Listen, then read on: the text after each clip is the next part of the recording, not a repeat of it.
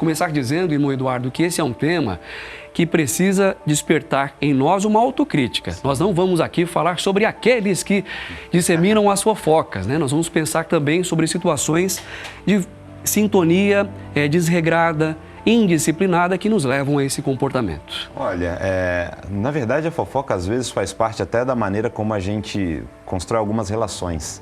Tem pessoas que a gente tem no nosso cotidiano com quem a gente só fala da vida dos outros, ou bem ou mal, para ajudar ou para prejudicar, mas no fim das contas, algumas relações, talvez até muitas delas, sejam fundamentadas nessa prática ainda muito comum, mas infelizmente muito prejudicial também. Então é importante a gente pensar sobre isso, tentar fazer com que essa seja uma prática cada vez menos comum e assim a gente possa vencer esse hábito bem ruim e às vezes até essa chama que arde, que dá uma vontade de falar porque você viu, porque você ficou sabendo por alguém e aí querer trazer para outra pessoa aquela informação que muitas vezes é infundada, muitas vezes não era para ser compartilhada, muitas vezes vem com um tom bem nocivo para quem é alvo dessas nossas fofocas. Então é importante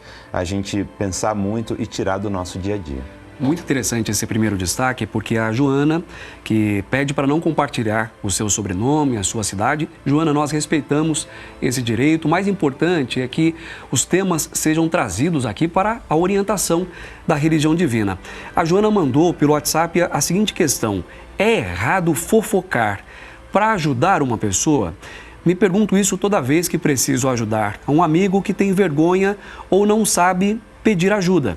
Não acho errado intervir por essa pessoa, levando a informação para quem pode ajudar. Olha, muito boa essa pergunta, Joana, e inclusive ela nos faz pensar sobre uma outra questão dessa relação que você coloca aqui para a gente, acaba expondo para nós. O grande desafio para essa pessoa que você busca ajudar é essa resistência que ela tem em pedir ajuda, em não saber pedir ajuda, porque na verdade é esse o ponto que você tem que trabalhar nessa relação, nessa pessoa tentando ajudá-la da melhor maneira possível. Por quê? Porque não vai ser só uma vez que ela vai necessitar de ajuda, não vai ser só quando você estiver por perto. Então, que essa pessoa possa, seja porque é o orgulho que ela precisa ainda trabalhar, diminuir, a vaidade, ou mesmo a vergonha, a timidez em pedir ajuda, qualquer uma dessas questões, que isso tudo seja trabalhado para que essa pessoa aí sim possa estar na condição ideal para pedir ajuda. Então, esse é o ponto talvez mais importante dessa pergunta. Mas, com relação ao que você traz em seu coração, se uma fofoca, porque a gente às vezes costuma colocar como uma fofoca boa, né? Mas será que é mesmo? Em geral, a fofoca ela é relacionada à vida de outra pessoa e muitas vezes essa pessoa nem quer que aquilo seja divulgado. Então foi confidenciado a você em segredo e você fez daquela confiança algo que, mesmo para ajudá-la, já acaba sendo quebrado. Por quê? Porque você trouxe aquilo que foi trazido para você em secreto e colocou e trouxe e falou para outra pessoa, divulgou para outra pessoa. Então, há uma quebra de confiança aí. Então, a fofoca ela não é boa, jamais. Entretanto, se você quiser um parâmetro para saber como agir no dia a dia, se quiser saber uma forma de identificar quando uma conversa, quando um assunto, quando uma pauta de diálogo, essa pauta ela é ou não relevante, nós temos aqui uma dica muito especial. O irmão Paiva traz em seu livro A Missão dos 70 e o, entre aspas, Lobo Invisível, na página 224, subtítulo A Boa Conversação e a Humanidade Invisível. Então aqui ele assim destaca: vem-me à memória uma narrativa que apresentei na série radiofônica Lições de Vida, na década de 1980, sobre as 3 peneiras que devemos utilizar na hora de expor qualquer assunto a alguém. A primeira peneira é a da verdade, saber se aquele assunto ele é verdadeiro ou não, né? Verificar as fontes. A segunda, a da bondade. A bondade no ato, mesmo que muitas vezes bem intencionado, aquele resultado será bom para todos. E a terceira, a da necessidade. É de fato necessário ou às vezes a gente colocou uma urgência maior do que de fato era preciso dentro daquela temática? E aqui retoma com o autor. Antes de falarmos algo, precisamos nos certificar de que as nossas palavras passem por esses filtros. Eu vou voltar aqui. Antes de falarmos algo, precisamos nos certificar de que as nossas palavras passem por esses filtros. Caso contrário, é melhor nem as proferirmos. Aqui a gente para esse destaque, mas eu acho que fica muito essa reflexão para todos nós, tá, gente? Estamos aqui falando, mas é algo que a todo tempo nós precisamos também colocar em nossa vida. Aqui, eu, Gesiel, todos que estão aqui no estúdio, estamos ainda também nesse processo de depuração, de desenvolvimento. Vestimos a carapuça, como o irmão Paiva sempre ensina. Bastante. E ela encaixa, por quê? Porque todos nós estamos ainda lutando para melhorar. Então, nesse processo de aprendizado, também precisamos levar em conta esses ensinamentos que a religião de Deus, do Cristo e do Espírito Santo coloca à nossa disposição para que a gente possa também deixar para trás os maus costumes e assim nos aliarmos aos bons costumes que também nos colocam próximos ao Cristo de Deus e aos bons espíritos. A próxima questão, a religião de Deus, do Cristo e do Espírito Santo, é de uma pessoa que também prefere não se identificar. E a pergunta é a seguinte: eu tenho uma amizade de longa data que já me ajudou em muitos momentos difíceis. Mas essa pessoa tem o hábito ruim de falar muito dos outros. E eu já falei algumas vezes que isso não é saudável. Aí vem a questão: como posso ajudá-la a entender os malefícios que a fofoca pode causar na vida de quem tem esse hábito? Bom, primeiro é até difícil, porque se você perguntar para alguém que é fofoqueiro se essa pessoa se considera fofoqueira, a maioria vai dizer: não, que isso, eu só exponho dados, coisas que a gente vê no dia a dia, é apenas para que a gente possa fazer uma reflexão. É porque eu amo muito essa pessoa, estou falando da vida dela. Estou sempre tentando ajudar. Isso. Então, assim, ninguém vai se identificar como um fofoqueiro, uma fofoqueira, ou assim, salvo algumas exceções, mas em geral ninguém quer ter essa pecha, ninguém quer ter essa característica. Entretanto, muitos de nós, talvez a maioria, ainda tenham essa atitude. É importante não vir, então, com esse destaque em primeiro lugar. Olha, você é muito fofoqueira, você é muito fofoqueiro. Entretanto, sempre que começar um diálogo a respeito da vida de alguém, busque outra conversa, puxe outro assunto, porque daí você naturalmente faz com que o rumo da conversa mude. Essa é uma tática, uma estratégia muito boa para que aquela pessoa naturalmente veja que você se incomoda ou não está interessada em compartilhar daquele mesmo assunto. Com relação aos efeitos e as consequências espirituais da fofoca, nós temos ainda nesta mesma publicação que estamos trazendo como destaque hoje, a Missão dos 70 e o, entre aspas, Lobo Invisível, aqui na página 221, abrindo o capítulo com o título O Perigo das Más Conversações. E aqui escreve o autor, o irmão Paiva.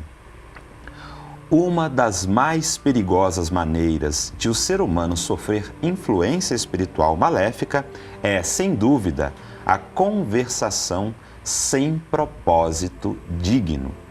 Por isso, salvaguardemos nossas fronteiras psicoespirituais dessas investidas danosas do lobo invisível. Jesus, o Divino Mestre, há milênios instrui sobre os cuidados que devemos cultivar com a boa palavra. E aqui, então, o destaque do versículo 11 do capítulo 15 da Boa Nova do Cristo segundo Mateus. Não é o que entra pela boca o que contamina o homem, mas o que sai pela boca. Isso sim é o que o contamina. Então, eis aí um bom ponto para destacar, para trazer para essa pessoa que faz parte da sua convivência. Olha, não faz bem. O irmão Paiva usou uma palavra muito clara, as fronteiras psicoespirituais. Em geral, esses lobos invisíveis vão utilizar desses propósitos, dessas conversações menos dignas, para achar uma brecha, para poder nos entusiasmar até naquele tipo de conversa, a falar mal de alguém, a criar, porque aí a criatividade acaba fluindo também, uma série de outras possibilidades que nem são reais sobre aquela pessoa. Ah, mas se está agindo assim, é possivelmente que esteja fazendo isso também.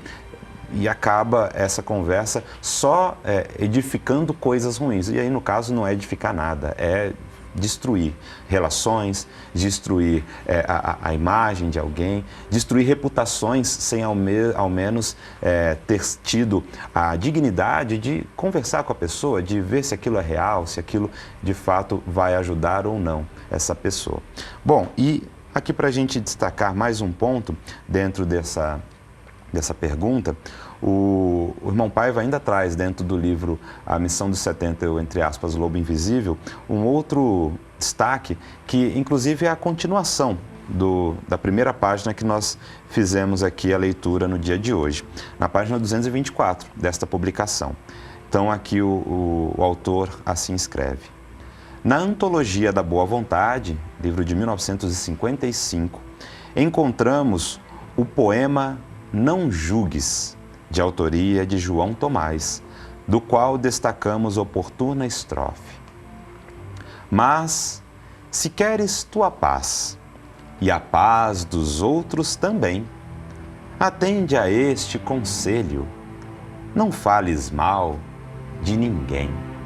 Portanto, não apenas na fofoca, na mentira que se espalha, na maledicência que muitas vezes vem do nosso falar cotidiano, esse malefício é causado a alguém, mas também e principalmente a nós. Então é importante, se nós queremos a nossa paz, estar tranquilos, que a gente possa atender esse conselho, não falar mal de ninguém, que nós possamos construir, que nós possamos fazer com que boas conversações sejam a pauta mais comum das nossas relações e assim a gente possa ter paz, tranquilidade no nosso dia a dia, que é o que a gente mais deseja, né? Se você busca um ambiente assim, de boas conversações, o nosso convite: venha ser feliz nas igrejas ecumênicas da religião de Deus, do Cristo e do Espírito Santo, que o irmão Paiva define como escolas de iniciação espiritual de portas abertas, onde nós aprendemos sempre a partir do Santo Evangelho e do Redentor Apocalipse de Jesus. Aos sábados, por exemplo, às 16 horas, você pode participar da Cruzada do Novo Mandamento de Jesus, reunião da comunhão com Deus. Encontre o endereço mais próximo acessando religiãodedeus.org/endereço. Irmão Eduardo, muito obrigado pela presença aqui no Religião de Deus, do Cristo e do Espírito Santo Responde. Eu é que agradeço a oportunidade, o convite foi feito e a gente aqui só reitera. Esteja sempre presente nas igrejas ecumênicas da religião de Deus, do Cristo e do Espírito Santo, que a gente possa estudar e aprender muito mais nesse processo de desenvolvimento pessoal, em que todos nós estamos engajados, e é assim que a gente vai crescendo, podendo ter também essas visões espiritualmente edificantes para as nossas vidas. Viva Jesus em nossos corações para sempre. A você também que sintoniza a Super Rede Boa Vontade de Comunicação, nosso brado legionário. Deus está presente, viva Jesus em nossos corações para sempre.